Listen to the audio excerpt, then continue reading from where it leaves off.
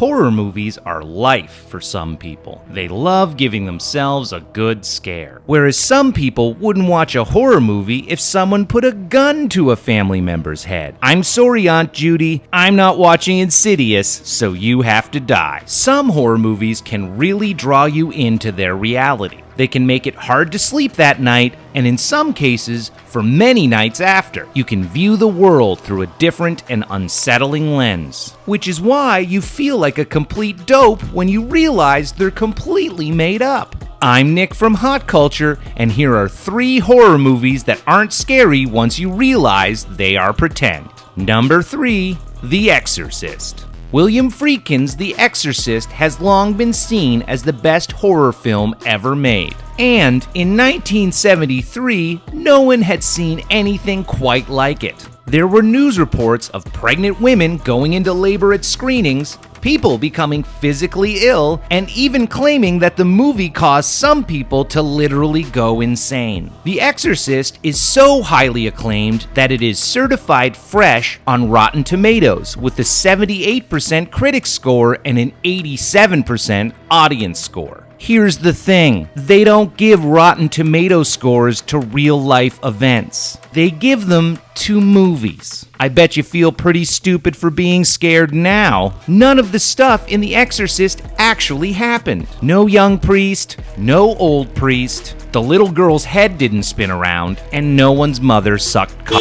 in hell. Anyone who was scared of this movie or refuses to watch it needs to look themselves in the mirror and decide if they want to continue living as that much of a coward. Before we get to the rest of the list, the power of Christ compels you to like and subscribe right now. Number 2, Hereditary. Hereditary shocked audiences when it came out. With its eerie and beautiful cinematography, its long shots that forced you to take in creepy and sometimes gory moments, people were completely blown away by just how effective this groundbreaking horror film was. So one could be forgiven for getting lost in this captivating movie. But even if you are lost in it, at some point in time, everyone watching has to stop and say, hey, that's Toni Collette. Toni Collette, the actress.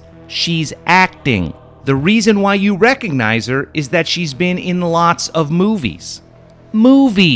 She was in Knives Out, Little Miss Sunshine, and The Sixth Sense. There is no way you can know this while watching Hereditary and think that the movie is anything other than pretend. Otherwise, you'd have to believe that the woman you were watching also had a kid who could see dead people, had another kid she went through a series of comedic escapades with to get to a beauty pageant, and was wrapped up in a murder plot to kill her father, played by the legendary Christopher Plummer. Another actor. Boy, the creators of Hereditary really saw you idiots coming, huh? Before we get to number 1, how funny do you think it would be to take the severed prop head of the little girl in Hereditary and put sunglasses on it and a cigar in its mouth? Let us know in the comments below. Number 1, Nightmare on Elm Street. Nightmare on Elm Street is one of the best slasher films of all time. Because instead of it just being mindless violence, it added a supernatural level to the scares.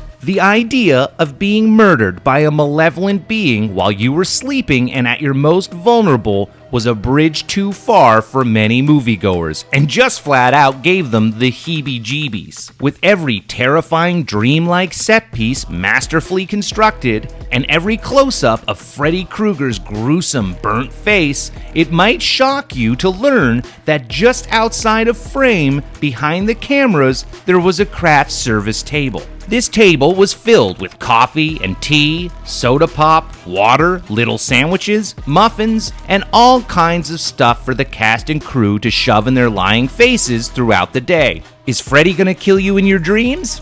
Maybe.